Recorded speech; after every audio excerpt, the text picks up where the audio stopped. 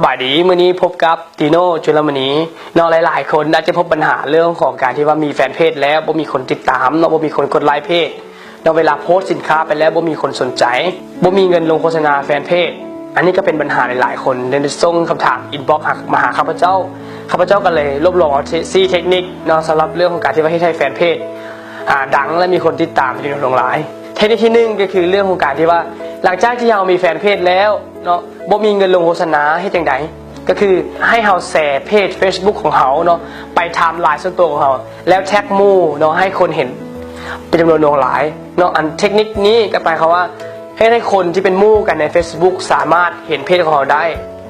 แล้วอีกอย่างนึงมันก็จะเป็นกระจายการที่ว่ากระจายสินค้าหรือว่ากระจายแฟนเพจของเราให้หลายๆคนได้เห็นนำกันเทคนิคที่2ก็คือเรื่องของการที่ว่าแชร์เพจลงกลุ่มสำหรับผู้ใดที่มีแฟนเพจอยู่แล้วเนาะผู้ใดที่มีกลุ่มจำนวนหลายก็จะแชร์เพจของตัวเองลงไปในกลุ่มซึ่งว่ากลุ่มปัจจุบันนี้มันมีหลายกลุ่มที่อยู่ในFacebook ส่วนตัวที่ว่าเราได้เข้ากลุ่มถ้าใครที่บ่ทันมีกลุ่มหรือว่าบ่ทันได้เข้ากลุ่มอันใดก็ตามเนาะก็พยายามที่ไปเข้ากลุ่มเพื่อเบิ่งข้อมูลข่าวสารหรือว่าสามารถที่แชร์เพจของเราลงได้เนาะสำหรับเทคนิคที่3ก็คือเชิญหมู่มาถูกใจซึ่งว่าปัจจุบันนี้ Facebook หรือว่าเพจ Facebook เราก็สามารถที่จะเชิญหมู่ให้มาถึงใจแฟนเพจของเราได้บางคนก็จะใช้เขากดเองเนาะหรือว่าบางคนก็จะใช้โปรแกรมที่ช่วยในการที่อินไวท์หมู่หรือว่าเชิญหมู่มาถูกใจเนาะอันนี้ก็เป็นขึ้นกับเคล็ดลับหรือว่าเทคนิคของแต่ละคนเนาะว่าสิเฮ็ดจังได๋สิให้เชิญหมู่ทุกๆคนมาไลฟ์เพจของเขาเทคนิคสุดท้ายก็คือเรื่องของการสร้างคอนเทนต์ให้คนแชร์เนาะซึ่งว่าหลายๆคนนี่มองข้ามเรื่องของการสร้างคอนเทนต์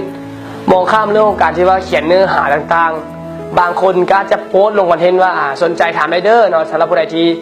เฮ็ดการตลาดหรือว่าเฮ็ดธุรกิจออนไลน์หรือว่าขายเครื่องปัจจุบันนี้สำหรับผู้ใดที่จะเป็นศิลปินก็จะเขียนคอนเทนต์ที่ว่าน้อยเดียวเนาะบ่สามารถที่จะดึงดูดใจผู้ชมหรือว่าผู้เบิ่งวิดีโอหรือว่าเบิ่งคอนเทนต์ของเขาได้ถึงว่า4เทคนิคที่ข้าพเจ้าเอาไปเนาะมันอาจจะเป็นประโยชน์สำหรับท่านบ่หลายกันน้อยเนาะถ้าหากว่าวิดีโอนี้มีประโยชน์เนาะก็สามารถเอาไปประยุกต์ใช้ในธุรกิจของเจ้าได้เนาะหรือว่ามีอย่างสอบถามเพิ่มเติมก็สามารถที่จะอินบ็อกซ์หาข้าพเจ้าได้เนาะขอขอบใจ